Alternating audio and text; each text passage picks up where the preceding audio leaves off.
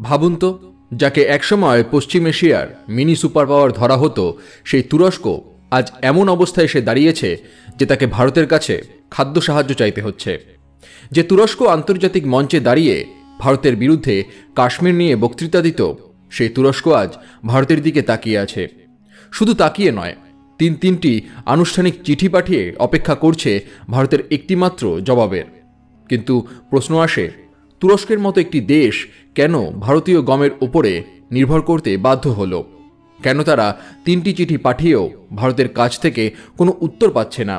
কেন এই নীরবতা এত শক্তিশালী কূটনীতি হিসেবে কাজ করছে? আর এই নীরবতার পরিণতি কি হতে পারে? আসুন আজকে এই তথ্যই আপনাদের সাথে ভাগ করে নেব এই ভিডিওটির মাধ্যমে। নমস্কার বন্ধুরা, ইন্সপায়ারিং টকস উইথ সুমিত চ্যানেলে আপনাদের সকলকে স্বাগত জানাই। কি এমন পরিস্থিতি তৈরি হলো যে এক সময়ের মিনি সুপার পাওয়ার তুরস্ককে আজ ভারতীয় গমের দিকে হাত বাড়াতে হচ্ছে? কোন অভ্যন্তরীণ চাপ বা সংকট তাদের এই অবস্থায় এনে দাঁড় করিয়েছে? আর 3টি আনুষ্ঠানিক চিঠি পাঠানোর পরও কেন ভারত একবারও প্রতিক্রিয়া জানাচ্ছে না? ভারতের এই নীরব অবস্থান কি একটি হিসেব করা কূটনৈতিক বার্তা? তবে এই তথ্যগুলি সম্বন্ধে জানবার আগে আপনারা যারা এই চ্যানেলে নতুন, তারা অবশ্যই চ্যানেলটি সাবস্ক্রাইব করুন এবং বেল বাটনে প্রেস করুন এরকম আরও অনেক নতুন ভিডিওর নোটিফিকেশন পেতে। ভিডিওটি দেখে ভালো লাগলে অবশ্যই একটি লাইক করবেন এবং সবাইকে শেয়ার করবেন যাতে তারাও ভিডিও দেখে উপকৃত হয়। এবং কমেন্টে জয় হিন্দ জয় ভারত লিখতে কিন্তু ভুলবেন না। এবার চলুন এই বিষয়টি বিস্তারিতভাবে জেনে নেওয়া যাক। তুরস্কের সংকট শুরু হয়েছে হঠাৎ করে নয়। এটি ছিল বহু বছরের ভুল সিদ্ধান্ত, ভুল নীতি আর ভুল প্রত্যাশার ফল। রিসেপ তাইয়েপ এরদোয়ান একসময় তুরস্কের অভ্যন্তরীণ রাজনীতিতে অসাধারণ জনপ্রিয় ছিলেন, কিন্তু অর্থনীতি চালানোর ক্ষেত্রে তিনি যে সিদ্ধান্তগুলো নেন সেগুলো বিশ্বের অর্থনীতিবিদরা প্রায় সবাই সমালোচনা করেছিলেন। কারণ যখন দেশ জুড়ে ইনফ্লেশন আকাশ ছুঁয়েছে, তখন তিনি উল্টো পথ ধরে সুদের হার কমিয়ে যেতে থাকেন। অর্থনীতির মৌলিক নিয়ম বলছে, দামের বৃদ্ধি বা ইনফ্লেশন যদি বাড়ে তাহলে সুদের হার বাড়িয়ে অর্থের প্রবাহ নিয়ন্ত্রণ করতে হয়। কিন্তু এরদোয়ান একেবারে উল্টো সিদ্ধান্ত নিলেন। তিনি বিশ্বাস করতেন সুদের হার বেশি হলে অর্থনীতি ক্ষতিগ্রস্ত হয়, আর সুদের হার কম করলে সে অর্থ পুনরায় বাজারে ফিরে এসে বিনিয়োগ বাড়াবে। তার এই যুক্তি বাস্তবে সে ধাক্কা খেল। তুরস্কের লিরা একসময় বেশ স্থিতিশীল ছিল। $1 মান ছিল 3 লিরা, 4 লিরা। কিন্তু এরদোয়ানের ভুল সিদ্ধান্তের কারণে লিরা ক্রমাগত ভেঙে পড়তে থাকে। 10 লিরা, 20 লিরা, 30 লিরা, একসময় যেন হিসাবই রাখা কঠিন হয়ে পড়ে। লিরার পতন মানে সাধারণ মানুষের ক্রয় ক্ষমতার পতন। লিরা অর্ধেক হলে পণ্যের দাম স্বাভাবিকভাবেই দ্বিগুণ হয়, আর তাই তুরস্কের রুটি, চাল, গম, ডাল সব কিছুর দাম আগুনের মতো বেড়ে গেল। বাজারে মানুষ বিক্ষোভে নেমে এলো। সরকারের প্রতি মানুষের আস্থা কমতে লাগলো। কিন্তু আসল বিপর্যয় শুরু হলো রাশিয়া ইউক্রেন যুদ্ধের পর। যুদ্ধ শুরু হতেই বিশ্বজুড়ে খাদ্য সরবরাহ নষ্ট হয়ে গেল। রাশিয়া আর ইউক্রেন দুই দেশই বিশ্বের সবচেয়ে বড় গম রপ্তানিকারক। তুরস্ক ভেবেছিল তারা এই পরিস্থিতিতে লাভবান হবে, কারণ তুরস্ক মধ্যবর্তী ট্রানজিট রুট হিসেবে কাজ করতে পারবে। রাশিয়ার শস্য চুক্তি থেকে তারা কমিশন পাবে, বন্দর ব্যবহার বাবদ আয় বাড়বে। ইউরোপ তুরস্ককে কৌশলগতভাবে গুরুত্ব দেবে। তুরস্ক ভেবেছিল অন্যের যুদ্ধ আমাদের লাভ, কিন্তু বাস্তবের উল্টো হলো। যুদ্ধের কারণে রাশিয়া আর ইউক্রেনের শস্য সরবরাহ ভেঙে পড়ল। তুরস্ক পর্যন্ত গম পেল না। উপরন্তু তেলের দাম বৃদ্ধির কারণে তুরস্কের আমদানি খরচ আরও বেড়ে গেল। অর্থনীতি ভেঙে পড়ল। মানুষের নিত্য প্রয়োজনীয় জিনিস কেনা কঠিন হয়ে গেল। আর এখানেই তুরস্কের সবচেয়ে বড় ভুলটা সামনে আসে। তারা খাদ্য নিরাপত্তার উপর নির্ভরশীল ছিল আমদানি করা শস্যের প্রতি। নিজস্ব উৎপাদন না বাড়িয়ে তারা বছরের পর বছর নির্ভর করেছিল বিদেশি শস্যের ওপর।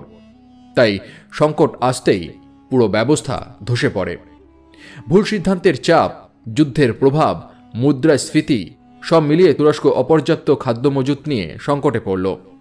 দোকানে গম পাওয়া বন্ধ হলো, রুটির দাম দ্বিগুণ হলো, বেকারত্ব বাড়ল, খাদ্য বিক্ষোভ শুরু হলো। তখনই তুরস্ক সরকারের মাথায় আসে ভারতের নাম। কারণ ভারত বিশ্বের দ্বিতীয় বৃহত্তম গম উৎপাদক দেশ।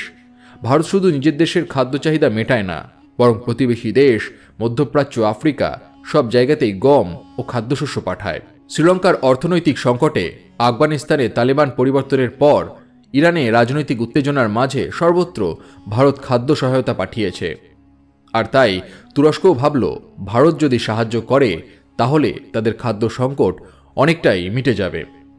আর এখানেই আসেই সেই 3টি চিঠি। প্রথম চিঠিটি ছিল কূটনৈতিক ভাষায় লেখা।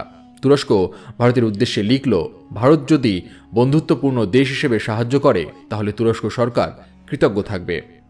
কিন্তু ভারত সেই চিঠির কোনো উত্তর দেয়নি। তুরস্ক তখন দ্বিতীয় চিঠি পাঠায়। এবার ভাষা আরও নরম।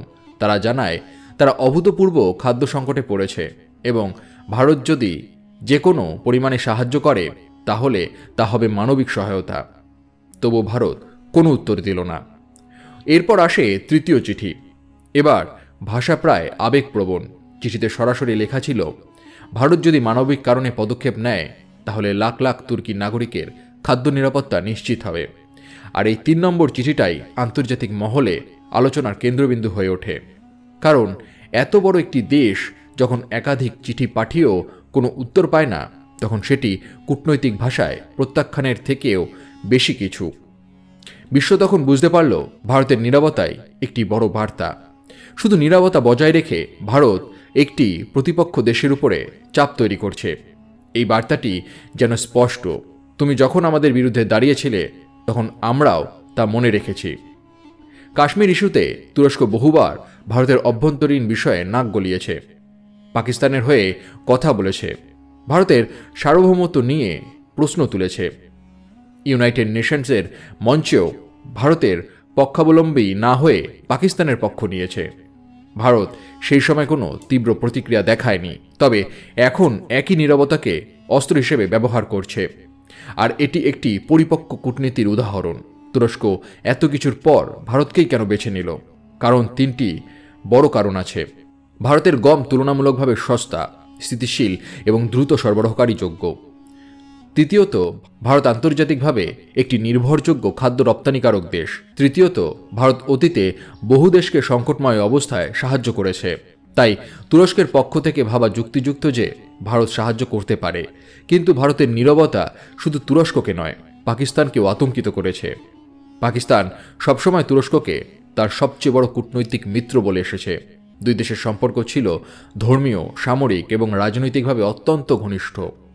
পাকিস্তান ভেবেছিল তুরস্ক সবসময় তাদের পাশে থাকবে। কিন্তু আজ তুরস্ক যখন ভারতের সহায়তা চাইছে, পাকিস্তান উদ্বিগ্ন। যদি তুরস্ক ভারতের সঙ্গে ঘনিষ্ঠ হয়, পাকিস্তান আন্তর্জাতিকভাবে সম্পূর্ণ একা হয়ে পড়বে। পাকিস্তানের সংবাদ মাধ্যমে পর্যন্ত বলা হচ্ছে, যদি তুরস্ক ভারতের দিকে ঝুঁকে যায় তাহলে পাকিস্তানের কূটনৈতিক ভবিষ্যৎ একেবারে অন্ধকার। এই আতঙ্ক শুধু কথার কথা নয়, আসলে পাকিস্তানের কূটনৈতিক বাস্তবতা এখন এমনই। অন্যদিকে নাটো এবং আমেরিকা পরিস্থিতি দেখে চিন্তিত। তুরস্ক নাটোর দ্বিতীয় বৃহত্তম সামরিক শক্তি। তাদের অর্থনীতি ধসে পড়লে মধ্যপ্রাচ্য থেকে ইউরোপ পর্যন্ত রাজনৈতিক অস্থিরতা তৈরি হবে। নাটো চায় না তুরস্ক রাশিয়ার দিকে ঝুঁকে যাক বা সম্পূর্ণ অস্থির হয়ে পড়ুক। তারা চায় তুরস্ক স্থিতিশীল থাকুক। ভারত যদি তুরস্ককে সাহায্য করে তাহলে ভারতীয় কূটনীতির লাভও অনেক। তুরস্ককে পাকিস্তান থেকে দূরে আনা যাবে। ভারত মধ্যপ্রাচ্যে আরও শক্তিশালী অবস্থান নিতে পারবে। আন্তর্জাতিকভাবে ভারতকে মানবিক নেতৃত্ব হিসেবে আরও গুরুত্ব দেওয়া হবে।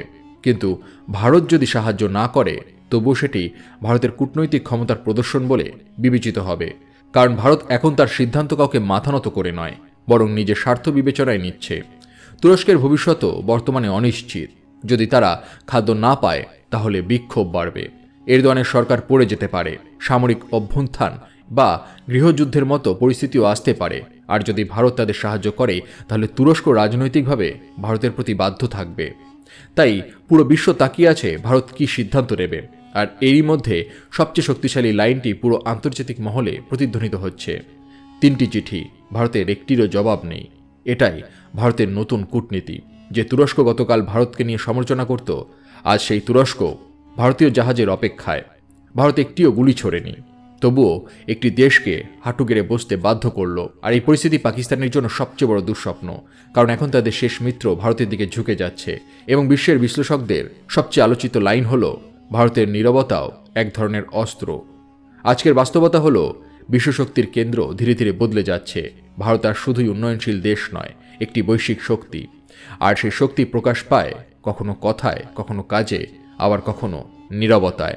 আপনাদের এই বিষয়ে কি মতামত সেটি অবশ্যই কমেন্ট করে জানাতে ভুলবেন না। ভিডিওটি দেখে ভালো লাগলে অবশ্যই একটি লাইক করবেন এবং সবাইকে শেয়ার করবেন যাতে তারাও ভিডিও দেখে উপকৃত হয়। সবাই ভালো থাকুন এবং সুস্থ থাকুন।